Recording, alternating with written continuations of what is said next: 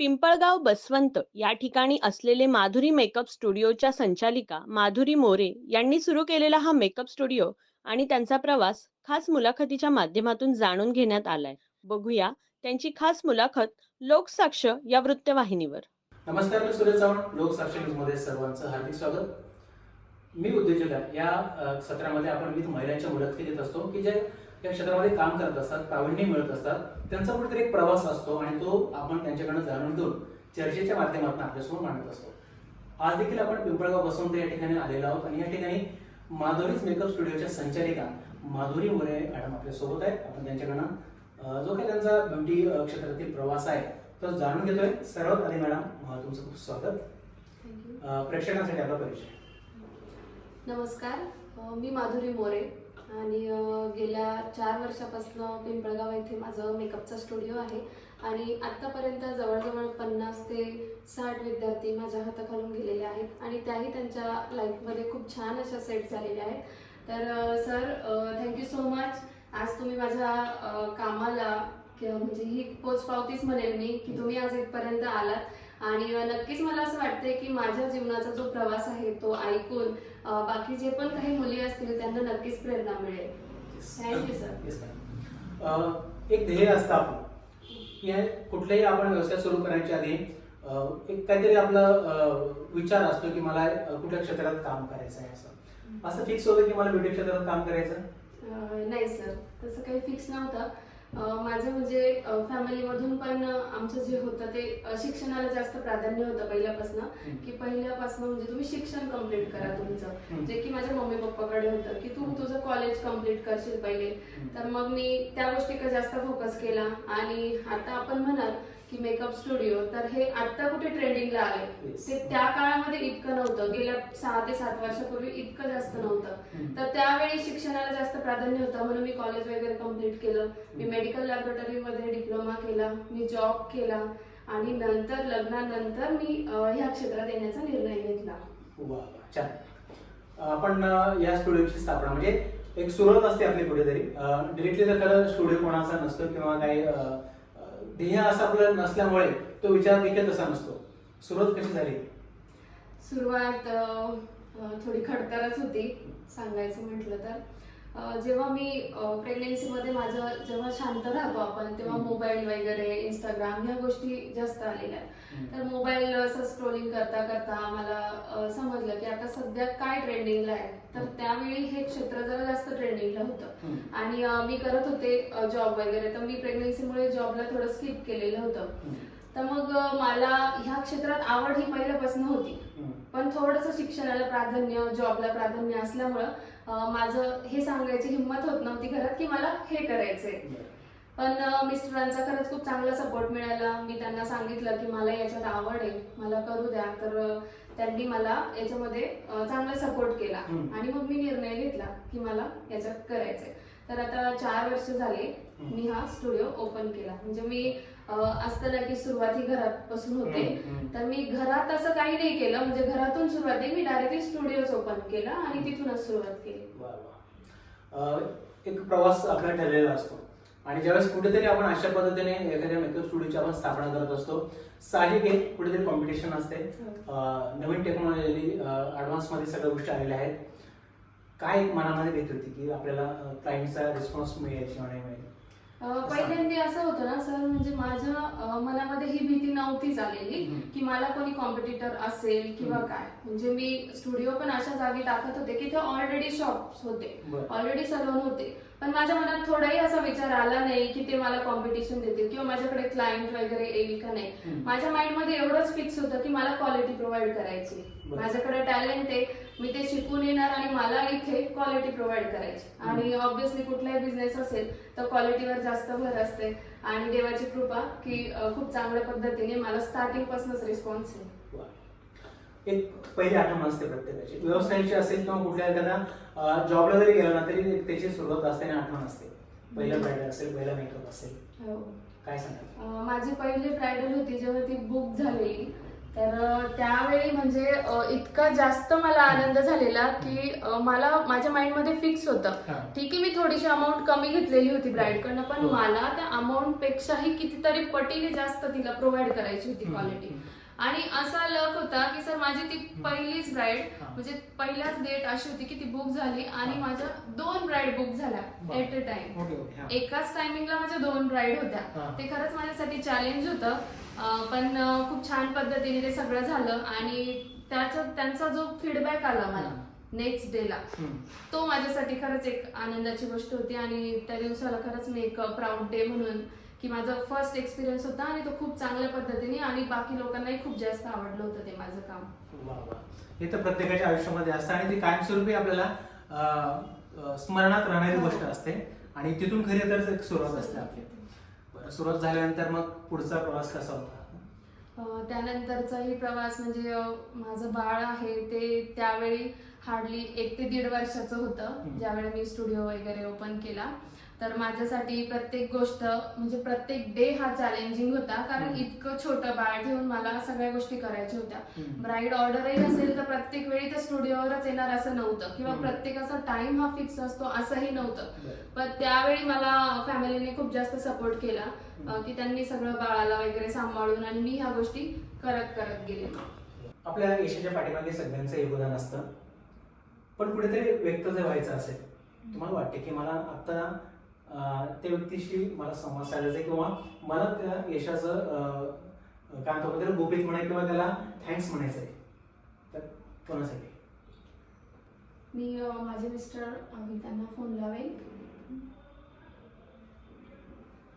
Hello, हां तुम्ही phone स्पीकरवर टाकता का? आणि सगळीच फॅमिली असेल तिथे. तर मला आज तुम्हा सर्वांना थँक्यू म्हणायचं आहे, खूप मनापासून थँक्यू म्हणायचं आहे की आज मी जे पण आहे ते फक्त तुमच्यामुळे आहे.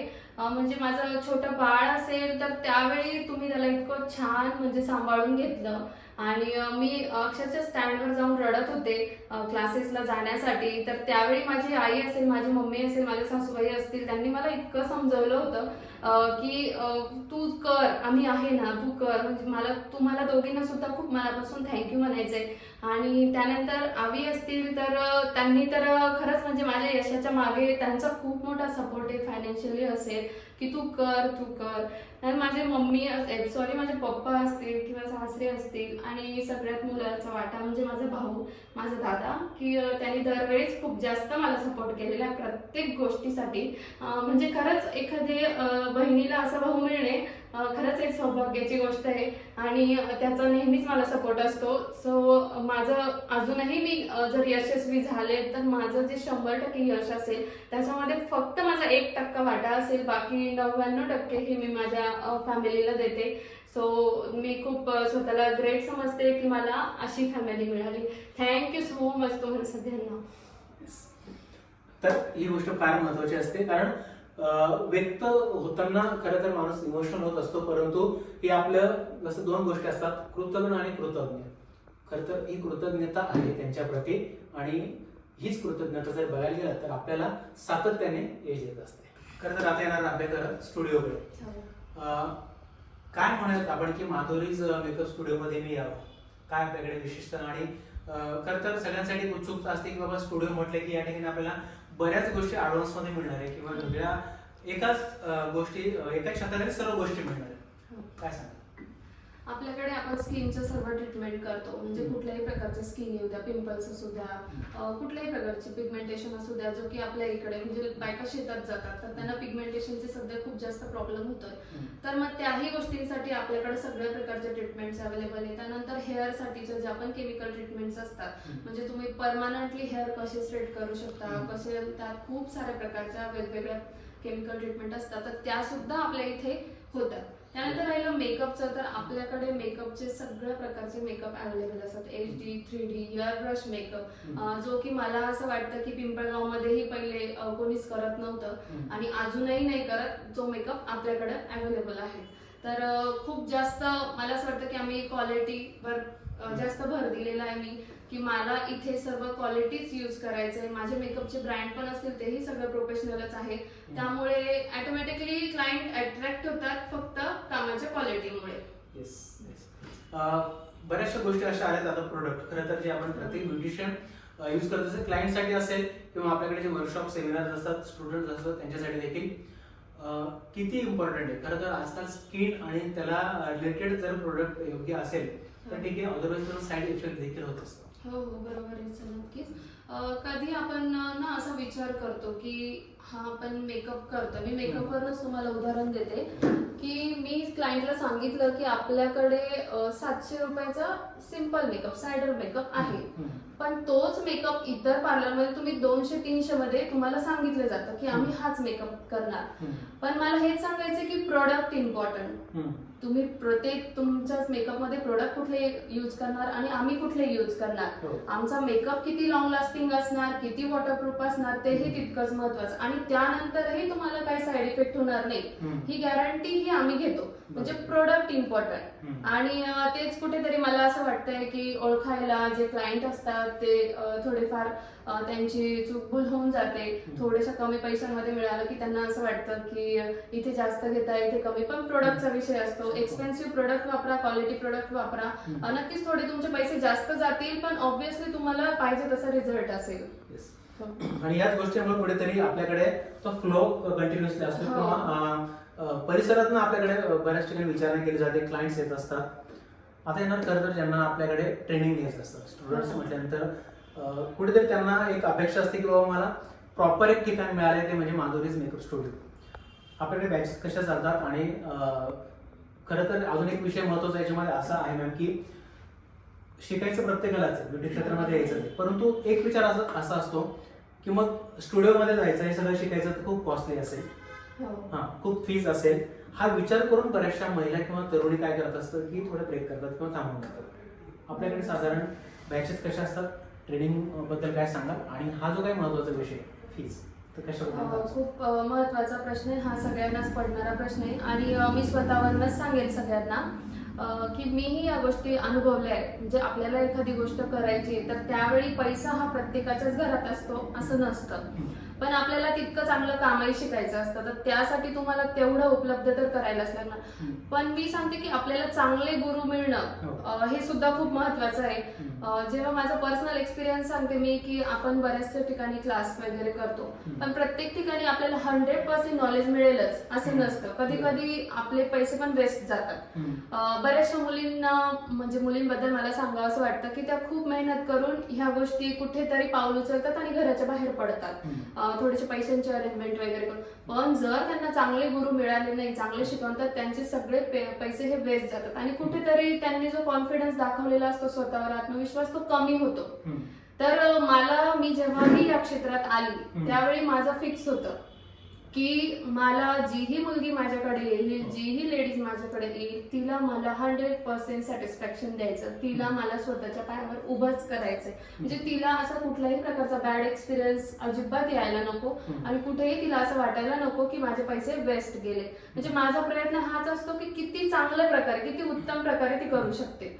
आणि मी आतापर्यंत जेवढे माझे स्टुडंट असतील त्यांच्या स्टुडिओ पर्यंत मी त्यांच्या कंटिन्यू सोबत असते आणि त्यांच्या स्टुडिओची ओपनिंग असेल किंवा त्यानंतरही त्यांचं असेल. आज मी इंटरनॅशनल टूर पण केलेल्या, दुबई असेल, थायलंड असेल, तर मी त्या ठिकाणी सुद्धा माझे जे स्टुडंट आहे त्यांना मी ही अपॉर्च्युनिटी देत असते की मी जातीये, मी करतेय, तुम्ही ते केलंच पाहिजे. म्हणजे ऍज अ टीचर म्हणून मला कधी असं वाटत नाही की माझ्या स्टुडंटनी पुढे नाही जाऊ. माझा नेहमीच फोकस ह्याच गोष्टींकडे असतो की त्यांनीही तितक्याच परीने करावं. आणि राहिला आता फीज वगैरेचा प्रश्न सर, तर मला असं वाटतं की तुम्ही समजा तुम्हाला एखादा बेसिक कोर्स करायचा आहे, त्याच्यासाठी तुम्हाला थोडीफारच अमाऊंट लागणार आहे, पण त्या बेसिक कोर्स नंतर तुम्ही तुमचं जे करिअर आहे ते स्टार्ट करू शकता का? तर नाही करू शकत. तर त्याच्यासाठी तुम्हाला हा स्ट्रॉंगली थोडासा डिसिजन घ्यायला लागेल. माझी सिच्युएशन तीच होती, पैसे घरात नव्हते, मिडल क्लास फॅमिलीतून मी पण आहे, पण आम्ही सगळं अरेंज करत सगळं करत गेलो आणि जिथेही संधी मिळेल तिथं मी त्या संधीचा फायदा घेतला. तसंच मी सगळ्यांना सांगेल की तुम्हालाही जिथे संधी मिळते तिथं पटकन तुम्ही त्याचा फायदा घ्यायचा. छोटे मोठे सेमिनार असतात, वर्कशॉप असतात, नेहमीच अटेंड केले पाहिजे. असं नाही की तुम्ही दरवेळीच 1 लाखाचा कोर्स करत जा. तुम्ही थोडेफारही सेमिनार असतात, आपणही ते कधी कधी ऑर्गनाईज करतो आणि भविष्यात पण माझा फोकस असेल की मी ते करेल. आणि ज्यांनाही वाटतंय की थोडेसे पैशांचे प्रॉब्लेम आहे तर ते लोक करू शकतात अटेंड, काही हरकत नाही. Yes. आता विषय निघाला म्हणून तुम्हाला विचारतो हो. की एक एक पाऊल आपण पुढे जात असतो आणि आपलं विजन देखील त्या पद्धतीने ठरत असतं. हो. हो. तसं काय भविष्यात अजून काय आपल्याला वाटतं? नक्कीच. तर आज मी इतकीही मोठी नाही झाली की पूर्ण मेकअपचा जो डिप्लोमा असतो तो आपण एकदमच कमी म्हणजे फ्री ऑफ कॉस्ट देऊ शकतो. तर ऑब्व्हियसली मी त्या मुलींसाठी किंवा त्या लेडीजसाठी मी ही गोष्ट नक्कीच करू शकते की मी वन डे सेमिनार असतात किंवा काही आपले वर्कशॉप असतात ते मी नक्कीच फ्री ऑफ कॉस्ट देण्याचा माझा प्रयत्न असेल. आणि त्यांना वेळोवेळी जे की तुम्हाला काउन्सिलिंग म्हणतो आपण की तुम्हाला तुमच्या करिअरमध्ये थोडाही प्रॉब्लेम येतोय, तुम्ही कुठेतरी तुम्हाला असं वाटतंय की तुम्ही चुकल्यासारखं, तुम्ही बिनधास्तपणे मला कॉल करू शकता आणि माझ्याकडनं तुम्ही सल्ला घेऊ शकता की तुम्ही काय करू शकता. नक्कीच मी अशा सगळ्या मुलींना पुढे घेऊन जाण्याचा माझा कायमच प्रयत्न असेल. नक्कीच. ज्यावेळेस आपण यशाच्या पायरीवर चढत असतो किंवा यश आपल्या जवळ असतं किंवा यशाला आपण स्पर्श केलेला असतो त्यावेळेस खरं तर योगदान हे सगळ्यांचंच असतं. मग त्याच्यामध्ये आपलं घरून सुरुवात असते, आपलं फ्रेंड सर्कल असतं, आपले आईवडील असतात, बऱ्याच माध्यमातून आपल्याला ती मदत मिळत असते आणि तेव्हा कुठे आपण हे कुठेतरी विश्व आपलं स्वतंत्र उभं करत असतो. काय सांगायला उदाहरण? नक्कीच. माझे जे मिस्टर आहेत अविनाश मोरे, त्यांचं मला असं वाटतं की याच्यामध्ये त्यांचा खूप मोलाचा वाटा आहे. आज मी जी पण काही आहे ती फक्त त्यांच्यामुळे. मला त्यांना खरंच थँक्यू म्हणावं असं वाटेल. कारण कुठलाही हजबंड असेल तरी इतकी मोठी इन्व्हेस्टमेंट करणं आणि तेही भविष्य माहित नसताना की नक्की ही करून दाखवेल की नाही दाखवणार, पण तरीही त्यांनी माझ्यावर म्हणजे डोळे झाकून विश्वास ठेवला. आणि आज मला म्हणजे तेव्हाही बाळ छोटं असताना बरेचसे फॅमिलीतले लोक होते की ते म्हणायचे की एवढं छोटं बाळ टाकून करण्याची काय गरज आहे, किंवा राहिलं की आपल्या बायका हे काम नाही करत, आपल्या घराण्यातल्या सुना हे नाही करत आहे. पण आज माझ्या मिस्टरांनी कुणाचंही न ऐकता मला त्यांनी बाहेर शिकायला पाठवलं. आणि ते शिकत असतानाही मला खूप अडचणी आल्या, कारण मी कधी म्हणजे ह्या सिटीच्या बाहेर नव्हती गेलेली. तर त्यांनी सुद्धा मला वेळोवेळी म्हणजे त्या गोष्टीचा ते अनुभव मला देत होते की तुला असे लोक मिळणार आहे, तुला कसे लोक मिळणार आहे, पण तुला त्यातनं बाहेर निघायचंय, तुला काहीतरी करायचंय ना, तर तू ते सगळं विसरून जा, तू फक्त तुझ्या कामावर फोकस कर. म्हणजे माझा सगळ्यात मोठा गुरु असेल तर माझे मिस्टर आहे की ते मला वेळोवेळी आजही माझ्या लाईफचा कुठलाही महत्वाचा निर्णय असेल तर मी तो त्यांच्याशिवाय घेऊ नाही शकत. जे ते आहे. आणि त्यानंतर माझी फॅमिली जसे की आमचे सासू सासरे असतील किंवा माझे मम्मी पप्पा असतील आणि आणखी जास्त माझा मोठा भाऊ, त्याचा खरंच खूप जास्त सपोर्ट आहे मला. म्हणजे तो गव्हर्नमेंट जॉबला आहे, त्याची इच्छा होती की मी जॉब करावं, या कॉम्पिटेटिव्ह एक्झाम द्याव्या, पण मी ज्यावेळी मी त्याला सांगितलं मला हा निर्णय घ्यायचा होता पार्लर क्षेत्रातला, तर मी त्याला समजून सांगितलं फक्त की असं नाही, असं करिअर घडू शकतं, मी ह्या लेवल पर्यंत काम करू शकते. बस तिकडनं लगेच मला पॉझिटिव्ह एनर्जी दिली की नाही नाही तू करू शकते आणि तू करते, मी आहे, तू कर. मग फायनान्शियली सपोर्ट असो, मेंटली सपोर्ट असो, नेहमीच त्याचा मला आहे. कुठलंही क्षेत्र असो, मला त्याच्यात जर जायचंय, मला करायचंय, तर त्याचा नेहमीच मला सपोर्ट आहे. म्हणजे हे लोक खरंच मी यांचा सगळ्यांचा सपोर्ट आहे मला, म्हणून मी आज इथे. खरं तर आमचा उद्देश देखील हाच असतो की बाबा कुठेतरी अशा महिलांचा जो प्रवास असतो तो यशाचा तो जाणून घेऊन तुमच्यापर्यंत काम आणत असतो की अशा महिला की त्या कुठेतरी खचलेल्या आहेत, त्यांनी देखील उभं राहावं आणि काहीतरी कर्तृत्व करावं हा उद्देश असतो. विषय तोच आहे की आता बऱ्याचशा महिला खूप मानसिकदृष्ट्या खचलेल्या आहेत. आणि खरं तर ब्युटी क्षेत्र असे की तुम्ही घरातून देखील सुरुवात करून अशा पद्धतीने एखादं स्टुडिओ स्थापन करू शकतात आणि त्या स्टुडिओच्या माध्यमातून बऱ्याचशा महिलांना रोजगार उपलब्ध होऊ शकतो, बऱ्याचशा स्टुडंटला आपण शिकवू शकतो, अशा पद्धतीचं काम आहे. पण आज झालंय असे की आज महिला मानसिक खचलेल्या आहेत. एक तर धन सपोर्ट नाही, पहिली गोष्ट डिप्रेशन मध्ये आहेत, त्यांचा एक मोठा विषय आहे. आणि या सगळ्या चक्रव्यूहामध्ये अशा अडकल्या की घराच्या चौकटीच्या आतच असल्यामुळे त्यांना या बाहेरचं काहीच करता येत नाही. काय आव्हान करायचं? मी त्या महिलांना एवढंच सांगेल की कुठलाही निर्णय घेणं इतकं सोपं नसतं, पण तो तुम्हाला घ्यायला लागणार आहे. तुमच्या भविष्यासाठी तुम्हाला तो निर्णय घ्यायला लागणार आहे. आणि कुठल्याही फॅमिलीतले लोक झाले तर त्यांना माहित नसतं की ही खरंच करेल की नाही करणार, मग ती जिम्मेदारी ही प्रत्येक महिलेने घ्यायची. तिला स्वतःला सिद्ध करून दाखवायचंय. जर तुमच्या फॅमिलीमधून तुमच्यावर थोडेफार पैसे इन्व्हेस्ट करताय तर ऑब्व्हियसली तुमची तितकीच जिम्मेदारी आहे की तुम्हाला त्यांना करूनच दाखवायचंय. तर असं पण फॅमिलीतले लोक का करतात हे पण मला सांगावं असं वाटेल की खूप महिला अशा आहे की त्यांना सपोर्ट होतो फॅमिलीमधून, पण आपल्या इकडे असं आहे की केलं तर केलं, नाही तर नाही आहे, मिस्टर कमवताच आहे, फॅमिलीचं बॅकग्राऊंड असं आहे तसं आहे. मग त्यामुळे कुठेतरी ज्या महिला खरंच कर्तृत्वान असतात ना त्यांना या गोष्टींना सामोरं जायला लागतं आणि त्यांना पाहिजे तसा सपोर्ट मिळत नाही. तर तुम्ही जर मला ऐकत असाल आज तर मी नक्कीच सांगेन की तुमच्या सोबत जर असं घडतंय, तुम्हाला सपोर्ट मिळत नाही, तर तुम्ही आज माझं हे बोलणं हे तुमच्या फॅमिलीला ऐकवावं. मीही तुमच्यासारखीच होते आणि मला माहिती आहे मी कितीतरी रात्र रडत रडत मी इथपर्यंत पोहोचलीये. मी कसा बसा म्हणजे माझा जो पार्लर क्षेत्राचा जो निर्णय होता तो मी माझ्या घरच्यांना समजावून सांगितला की कसं असेल पुढे, मी काय करणार आहे, मी नॉर्मल काहीही करणार नाहीये, मला असं नॉर्मल पार्लर वगैरे हे नाही, मला खूप जिद्दीने करून दाखवायचंय. तुम्ही माझ्यावर विश्वास तितका ठेवताय ना तर नक्कीच माझी तेवढीच रिस्पॉन्सिबिलिटी आहे की मी तुमचं नाव काढल्याशिवाय राहणार नाही. 100% मी आज तेच केलं आणि तुम्हालाही तेच करायचंय. थोडेसे तुम्हाला आधी स्वतःचे जे पण काही जिद्द असेल ती घरच्यांसमोर तुम्हाला दाखवायला लागणार आहे. पहिली तर तेच आहे की आपले फॅमिली सपोर्ट खूप इम्पॉर्टंट आहे.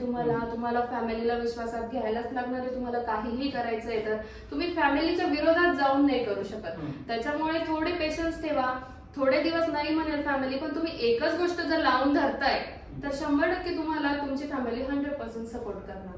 नक्कीच ही फार महत्वाची गोष्ट आहे. खरं तर आपण हायलाईट करून घ्यायला हवी आणि त्या पद्धतीने जर आपण विश्वासात घेऊन ही गोष्ट केली तर नक्कीच आपल्याला सपोर्ट देखील मिळत असतो. आपण काय करतो ना सर, म्हणजे एक क्षेत्र झालं की समजा त्याला नाही म्हटले तर आपण लगेच दुसरं नाही म्हटलं, लगेच तिसरं. मग हे कुठेतरी समजायला लागतं ना की अरे ही एका याच्यावर पण ठाम नाहीये, तर मग कसं होणार हिचं. तर त्यासाठी महिलांनी तेवढंच जिद्दीने, तुम्ही एक गोष्ट तुम्हाला इंटरेस्ट आहे ना तर ऑब्व्हियसली तुम्ही तीच गोष्ट करा. म्हणजे ते पण त्यांनी तेवढं सांगितलं पाहिजे. जाता जाता खरं तर ही मुलाखत ऐकल्यानंतर किंवा बघितल्यानंतर साहजिक आहे की एखाद्या मुलीला वाटेल की मला ऍडमिशन घ्यायचंय, नवे नवे क्लायंट आहे की मला जाऊन तिथे मेकअप करायचं किंवा हेअर बद्दल स्किन बद्दल ट्रीटमेंट घ्यायची. सो आपला इंस्टाग्राम आयडी असेल, फेसबुक पेज असेल आणि स्टुडिओचा पत्ता आणि कॉन्टॅक्ट. माझा इंस्टाग्राम आयडी आहे माधुरी मोरे मेकओव्हर. नक्कीच तुम्ही जाऊन व्हिजिट करू शकता. तुम्हाला जर माझं काम आवडत असेल तर तुम्ही नक्कीच फॉलो पण करू शकता. आणि इन केस तुम्हाला कुठल्याही ब्युटी असेल, मेकअप असेल, कुठल्याही गोष्टीमध्ये काही पण क्युरीज असेल तर तुम्ही मला कधीही मेसेज करू शकता. मी नेहमीच तुमच्यासाठी अवेलेबल असेल, तुम्हाला मेसेज करण्यासाठी किंवा रिप्लाय देण्यासाठी. आणि आपला जो स्टुडिओ आहे तो पिंपळगाव बसवंत तिथे आहे, मोरे टॉवर्समध्ये 51 नंबरचं आपलं शॉप आहे. तिथेच आपलं पार्लर पण आहे जिथे की सगळ्या ट्रीटमेंट चालतात आणि शेजारीच आपला मेकअप स्टुडिओ पण आहे.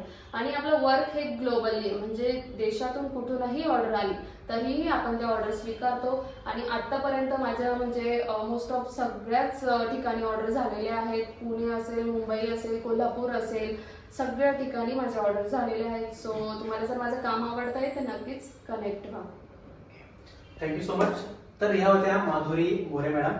खरं तर आपला प्रवास जो असतो त्याचा आलेख जर बघितला ना खूप मोठा असतो आणि एका मुलाखतीमध्ये कारण एवढे प्रसंग आणि एवढा स्ट्रगल, एवढे चॅलेंज असतं ते एका मुलाखतीत हे सगळं मांडणं किंवा त्यांच्याकडनं ऐकून घेणं, आपल्यासमोर प्रेझेंट करणं खरंच अशक्यप्राय असतं. परंतु आपण एकच लक्षात घ्यायला हवं की शून्यातनं त्यांनी जर बघायला सुरुवात केली, एक रोपटं होतं आणि त्याचा वटवृक्ष त्यांनी या माध्यमातून उभा केलेला आहे.